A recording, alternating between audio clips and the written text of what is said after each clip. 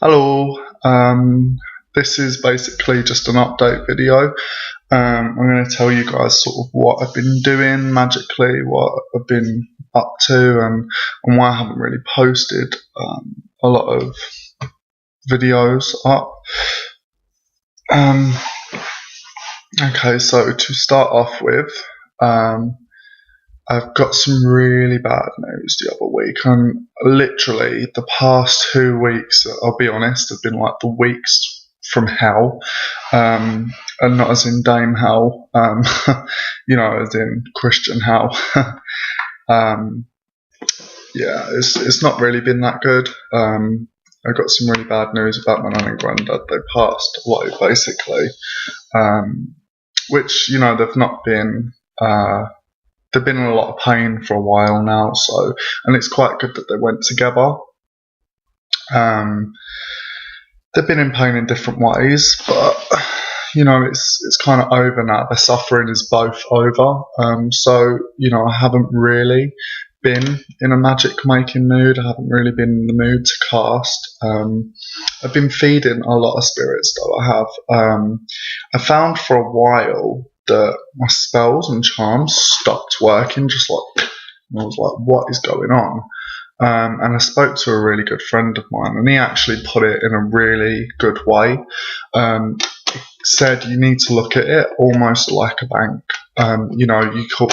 You can take out, but there gets to a point you have to put back in order to take out, and I really think that's true.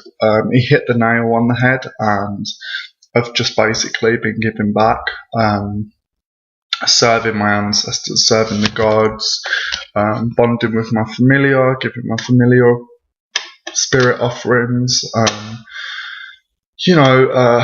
working with the hidden ones a lot, spirits of place, so at the moment it's kind of just been general paganism, more than witchcraft. I've been more sort of giving back rather than getting out, and I think that's really important. As my friend said, I do think that's really important, and that quote about it being almost like a spiritual bank, he sort of hit the nail on the head, really, I think, with that. And I think it is important to give back, to give back to your ancestors, to give back to the gods in which you work with, your familiar spirits, to bond with them more, the hidden ones, if you work with them.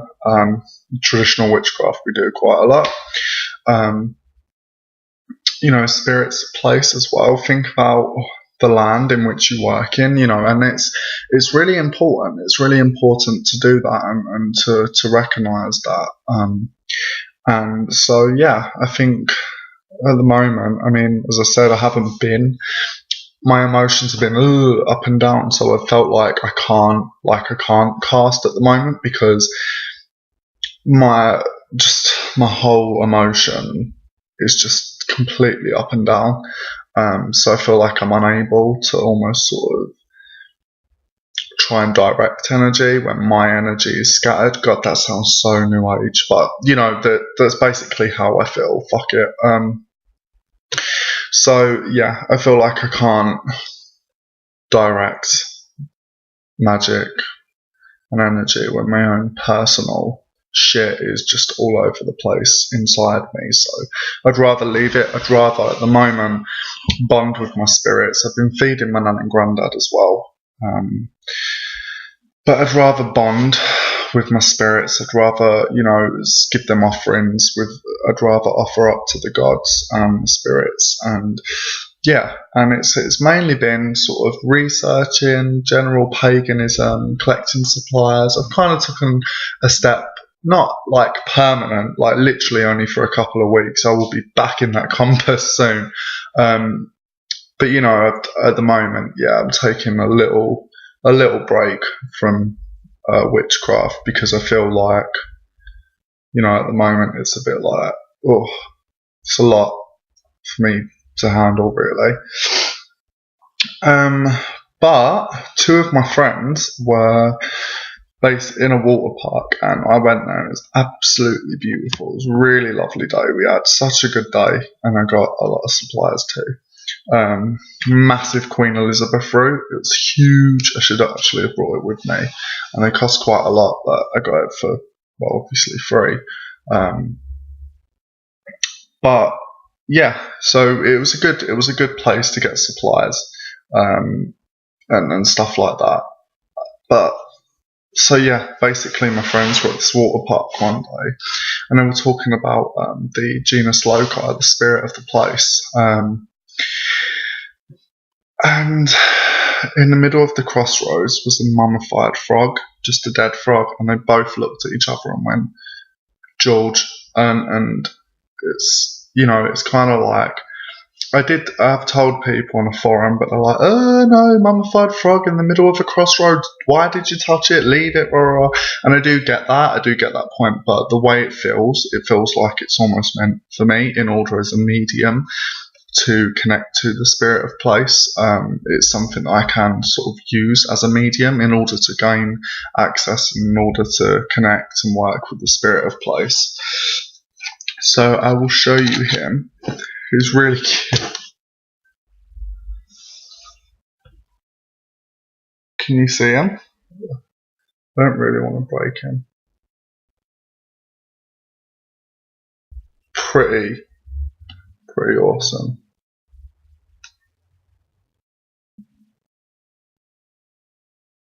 Yeah, I'm really impressed. Like, I actually almost got emotional because of this. But yeah, and with him, I get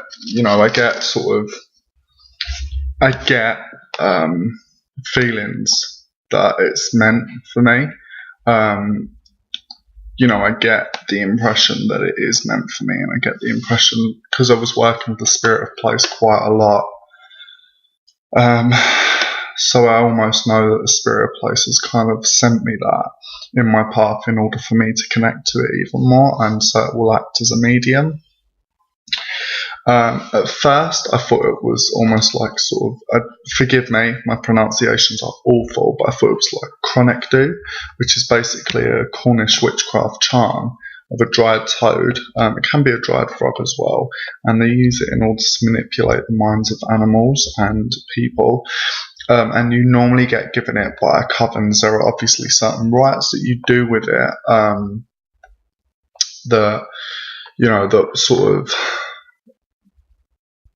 There's certain things you have to do with it. I don't know, because it's top secret sort of Cornish witchcraft stuff. So it's very limited. But there is stuff that certain stuff you have to do with it, and you get given it by coven members when you join a lot of Cornish witchcraft circles and stuff like that. So yeah. I thought it kind of was almost like that, like a gift from the spirit of place, but I don't really think so. I think it's more of a medium to act as like an intersector, between me and the spirit of place. And I worked with it the other night, and it was almost like it just went like that, and I felt it go through me. It was mental. It sounds really crazy. It sounds absolutely mental. I held a dead frog for like 10 minutes, really. But no, I did. I'd done some work with it and tapped into it and tapped into the energy of it, and it was pretty intense, Normally, though, as a rule, if you ever see a dead frog, a mummified frog and toad in the middle of a crossroads, normally a witch has kind of done something with it, and it's like a no-no.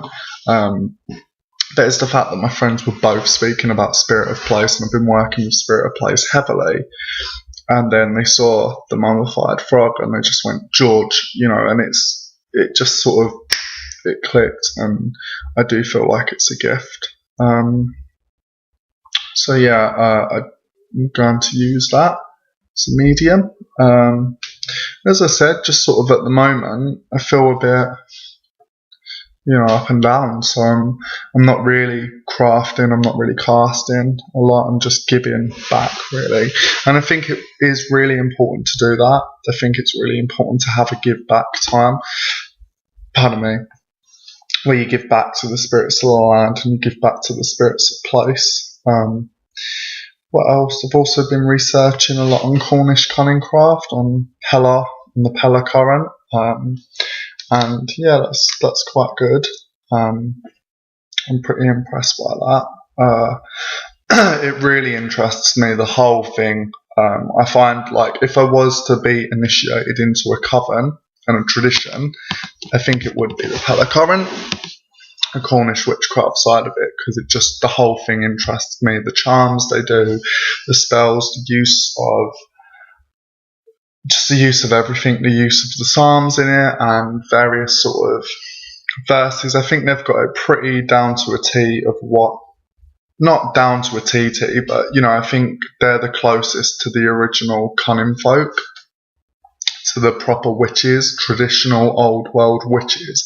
I think they are really close to that. So yeah, I've been looking into a lot of Cornish witchcraft and stuff like that. So yeah, something that really interests me. It'd be awesome if I lived in Cornwall and, you know, had sort of access to a circle, like a traditional Cornish witchcraft circle like Roseanne Barker. I'd be like, yeah, sign me up. So yeah, that's it really. Our holiday's due. Obviously, my nan and granddad's funeral, we was a bit like, whether or not we're actually going to Stonehenge and Glastonbury.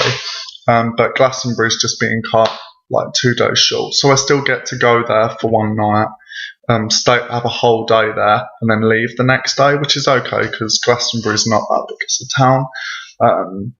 It's quite small as a sort of town, but there's a lot of stuff to do in it, so it's sort of one of those things really. But I'm just gonna sort of still go, and I'm still really looking forward to Stonehenge and the summer solstice, and I think it'd be a great way in which to connect to divinity and connect to, you know, the deities and the spirits of the land there, and the deathless ones, the old gods. You know, I think that would be a really good way to connect to them and to the ancestors. And so I'm really looking forward to that. We've got a tent, we've got our wellies, we've got a rain max. It's happening. It's all going on. I just need to ring the campsite today and ring some train people. But yeah, near enough, it's done. You know, the trains are booked and stuff like that.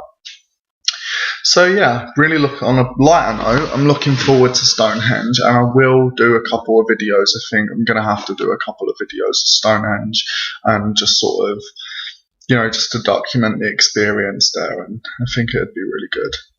But yeah, anyway, so over and out, and I just thought I'd update you guys. Yeah, peace.